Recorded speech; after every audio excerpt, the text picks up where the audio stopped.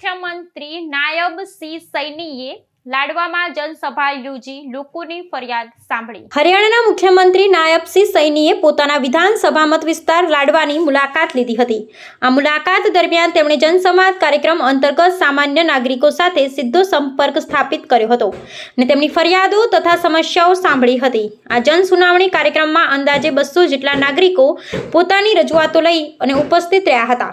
લોકો દ્વારા મુખ્યત્વે બીપીએલ રેશન કાર્ડ, પરિવાર ઓળખપત્ર, વીજળી પુરવઠા અને પોલીસ સંબંધિત મુદ્દાઓ અંગે ફરિયાદો રજૂ કરવામાં આવી હતી। મુખ્યમંત્રી સૈનીએ દરેક રજૂઆતને ધ્યાનપૂર્વક સાંભળી સ્થળ પર હાજર સંબંધિત અધિકારીઓને તાત્કાલિક નિરાકરણ માટે સ્પષ્ટ સૂચનાઓ આપી હતી।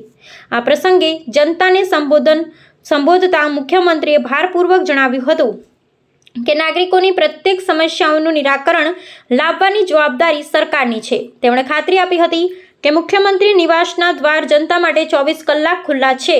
આ ઉપરાંત પ્રશાસન દ્વારા દર સોમવાર અને ગુરુવારે જિલ્લા સ્તરે સમાધાન શિબિર યોજી પણ લોકોના પ્રશ્નો ઉકેલવામાં આવી રહ્યા છે।